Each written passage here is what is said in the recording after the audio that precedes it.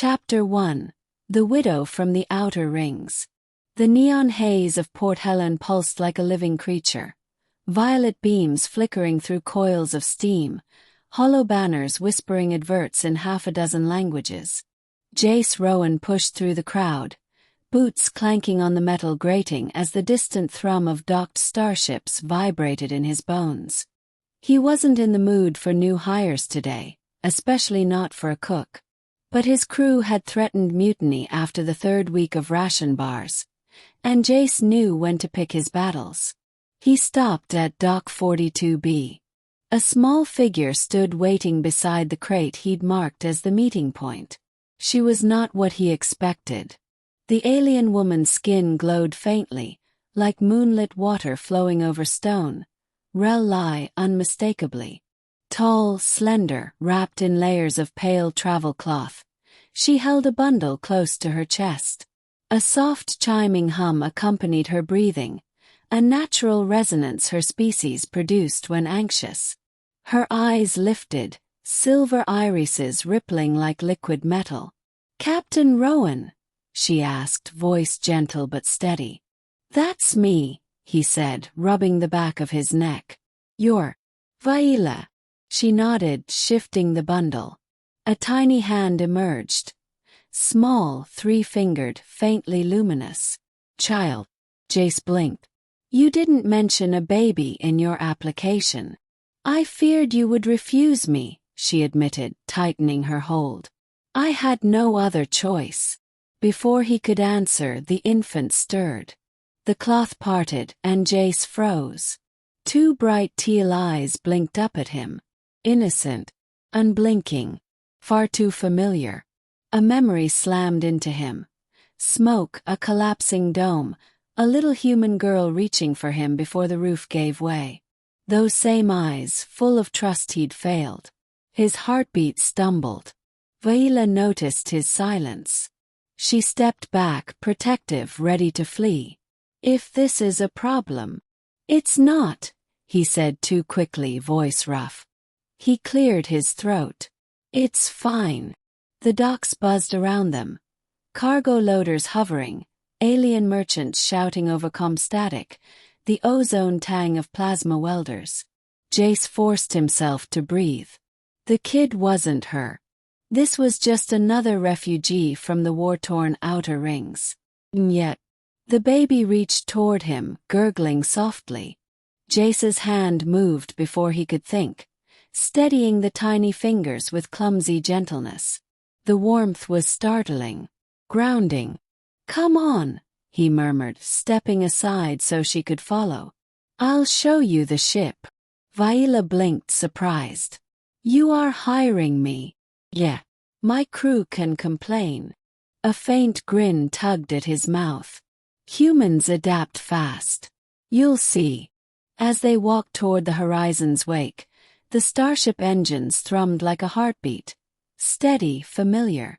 And somewhere deep inside him, something long buried stirred in answer. Something he wasn't ready to name. Chapter 2. Ghosts in the Galley. The horizon's wake drifted through quiet space, her engines humming a low, familiar lullaby that resonated through the metal bones of the ship. The galley, usually a barren chamber of ration warmers and empty crates, now glowed with the warm amber light Vaila preferred. Soft enough for Rel-Lai eyes, soothing enough for the fussy infant she carried everywhere. Jace paused in the doorway, arms crossed, watching her move. Vaila cooked like she was performing a ceremony. Every motion was slow, deliberate, almost reverent. Thin ribbons of blue steam rose from the pot she stirred, alien spices that smelled faintly of citrus and static electricity. Her humming synchronized with the simmering dish, forming a gentle, harmonic rhythm that made the galley feel strangely peaceful. Too peaceful. Jace's chest tightened. Saran babbled from the sling tied across Vaila's torso, his bright teal eyes flicking curiously toward Jace. The same eyes that haunted Jace's sleep. The same eyes that had looked up at him from under falling rubble years ago. He cleared his throat. "Smells good." Vaila stiffened. If the scent is displeasing, I can prepare something more neutral. I didn't say that. He stepped inside, fingertips brushing the cool metal counter. I'm just not used to real food on this ship. Her shoulders eased slightly. The crew deserves nourishment. Your human nutrient bars are unnerving. Jace snorted. Yeah, well, humans eat worse things when desperate. We improvise. Humans, she murmured, tasting the word. Always adapting. My husband used to say that's why your kind survives places others fear. Jace didn't answer. His jaw clenched at the mention of her husband, dead because the outer rings burned while the galaxy watched. Vaila noticed the shift. She lowered the flame beneath the pot and faced him fully. Captain Rowan, if I have offended. You haven't. He looked away, focusing on the engine hum vibrating faintly through the deck. It always grew louder when memories crept in. I just don't talk about the past much. A soft chime echoed. Vaila's natural resonance, tinted with empathy. Then I won't ask. She adjusted the baby.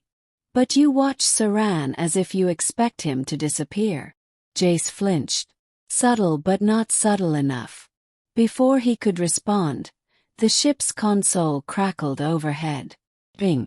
Unidentified signal trailing them.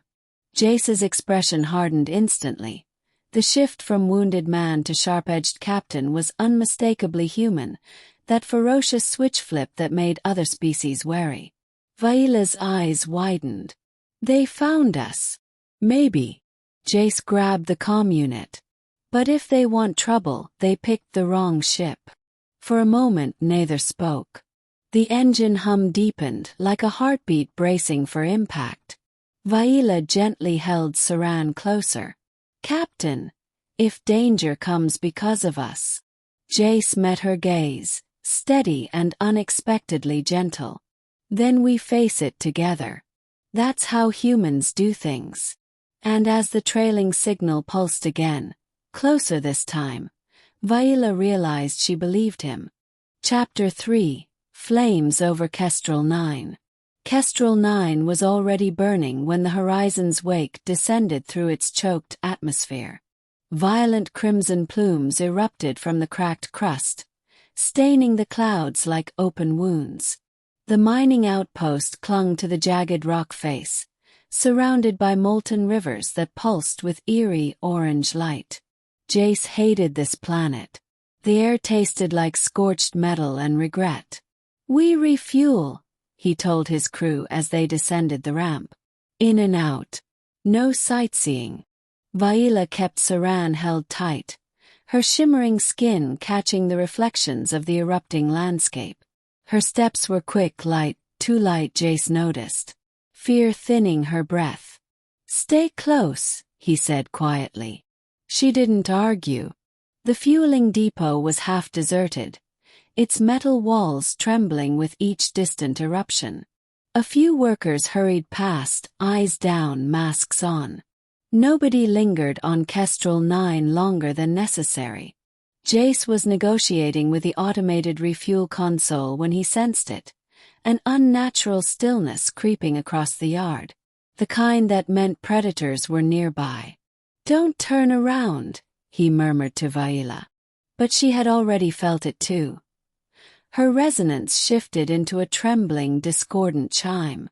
From behind the storage crates stepped 3 armored figures, helmets scored with a distinctive crescent mark of the Scaro Syndicate. Bounty hunters. Hired killers. The kind who didn't leave loose ends, especially not rare alien children with valuable genetics. Rowan, the leader rasped through his modulator. Hand over the woman and the infant. Jace didn't hesitate. In your dreams. He grabbed a nearby mining cart with one hand and kicked its brake loose. Gravity on Kestrel 9 fluctuated wildly. The cart shot forward just as the first gunshots exploded. Jace tackled Vaila behind a fuel tank as sparks rained over them. "Captain," she gasped. "Stay down." A blast struck the tank behind them, sending fire licking across the metal. Jace rolled away as another fluctuation hit. Gravity weakened, turning the next few seconds into a floaty, disorienting drift. Perfect for a human improviser. He pushed off the ground, using the low gravity to launch himself upward. Mid-air, he grabbed a dangling fuel hose and swung, boots slamming into the nearest attacker. They crashed onto a pile of ore crates. Humans weren't the strongest species, or the fastest, but humans fought like cornered animals. Messy, relentless, unpredictable. "Jace!" Vaila cried as another attacker closed on her. He responded with a wild throw, a magnetic wrench spinning end over end. It struck the hunter's visor and detonated its charge, dropping him instantly. Jace landed beside Vaila, panting. "We need to go. Now." Another eruption shook the outpost, splitting the platform beneath them. Heat roared upward in a blinding wave. Jace scooped Vaila and Saran toward the ramp as alarms wailed. They sprinted aboard the ship, engines roaring to life. As the horizon's wake blasted through raining fire and collapsing stone, Vaila whispered, "You risked everything for us." Jace didn't look back at the burning world. That's what humans do. But deep inside he knew it was more than that. Because when Saran clung to his shirt, trembling, those teal eyes again sparked something he had buried long ago, and it terrified him. Chapter 4: The Baby with the Starfire Eyes. The horizon's wake slipped into the quiet shelter of deep space, far beyond the volcanic glow of Kestrel 9. The ship's lights dimmed to night cycle, casting soft blue shadows across the common deck. Jace leaned against the railing above the galley, letting the steady hum of the engines calm the adrenaline still simmering through his veins. Below, Vaila rocked Saran gently, the infant's teal eyes glimmering like twin stars in the dimness. He shouldn't look at those eyes. Every time he did, something inside him cracked open. Vaila exhaled shakily, her resonance subdued but restless. "Captain Rowan, there is something I must tell you." Jace descended the steps slowly. "After the day we've had, I'd say you've earned the right." She hesitated, stroking the child's glowing cheek with trembling fingers. "Saran's eyes are not merely a trait. They mark him as one who carries the Starfire sight." Jace raised a brow. "Explain it to me like I'm the dumbest human in this quadrant." "Very well," she said gently. Starfire sight is the rare ability to perceive quantum fluctuations, ripples of matter and probability that most species cannot even detect. With proper training, Saran will one day see starship trajectories before they form, enemy fire before it is launched, futures before they unfold. Jace let out a low whistle. "So the kid's special." "Dangerously special," Vaila whispered. "My husband died protecting him. The Syndicate wants to weaponize the site. They would imprison him, break him, until nothing remains but obedience." Her voice cracked, and the ship's hum seemed to dim with it. Jace rubbed the back of his neck, human guilt, old and familiar, swelling up like a bruise. "That's why those hunters showed up." "Yes." She finally met his gaze. "And why you should put us off at the next safe moon. We bring death to your crew." He stared at her. At the tremble in her arms. At Saran curling tiny fingers around the fabric of her cloak, seeking comfort. Jace crouched beside them. Slowly, unsurely, he reached out and let Saran grip his thumb. Warm, fragile, trusting. Exactly like the child he once failed. His voice came out rough. "Vaila, look at me." She did. "I don't run from people who need help. Humans don't do that. We're idiots, we get attached, we dig in, and we fight until something gives. Her silver eyes widened slightly, surprised by the force in his tone. You're not leaving, he said. Not unless you want to. Silence pooled between them, soft, heavy, changing the air. Then the ship jolted as the proximity alarms flared. A red light washed over the deck. Tracking signal detected. Approaching fast. Vaila clutched Saran tight. They found us again. Jay stood, all softness vanishing, replaced by the fierce, stubborn fire only humans seemed able to summon on command. Then they're about to learn, he growled, that this ship protects its own. And as the alarm echoed through the hull, Vaila realized something had shifted. Not just in the captain but in the fate of everyone aboard. Chapter 5: Zero Gravity and Zero Mercy. The asteroid field glittered like broken glass scattered across a black ocean. The horizon's wake drifted between tumbling stone giants, her shields flickering as debris scraped along her hull. Jace kept one hand on the throttle and one on the manual stabilizers, because the moment the proximity alarm screamed, he knew the syndicate had finally cornered them. Multiple signatures incoming, Ro the engineer shouted from the console. Boarders prepping. They're latching onto our aft port. Vaila pulled Saran close, her resonance pulsing with terror. Captain. I know. Jace unbuckled, eyes sharp. Ro, initiate zero-G protocols. Flood the central corridor.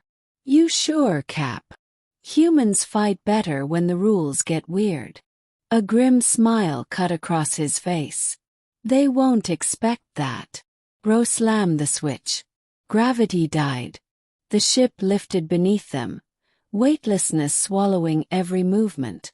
Cooking pans drifted, blankets rose like ghosts, and Vaila grabbed a handrail to keep from drifting away. Metal clanked as the syndicate's boarding clamps sealed. Jace kicked off the pilot chair and rocketed toward the corridor, body twisting with practiced ease. Zero-G felt like home to him. Chaotic, unpredictable, perfect for a species that turned improvisation into an art form. Stay in the galley, he barked over his shoulder. Seal the door.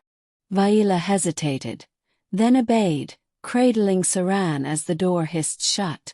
The corridor lights flashed crimson as armored hunters floated in, boots magnetized to the floor. Jace didn't give them time to coordinate. He launched himself from the ceiling vent like a missile. The first attacker barely had time to shout before Jace's elbow cracked into his visor, sending him spinning helplessly down the hall.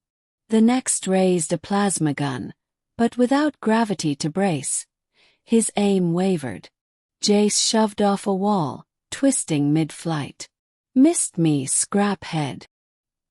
He slammed into the gunman, ripping the weapon free and using its recoil to blast himself toward the third. The shots ricocheted wildly in zero-G, forcing the hunters to duck or drift. Humans fought ugly. Humans fought wild.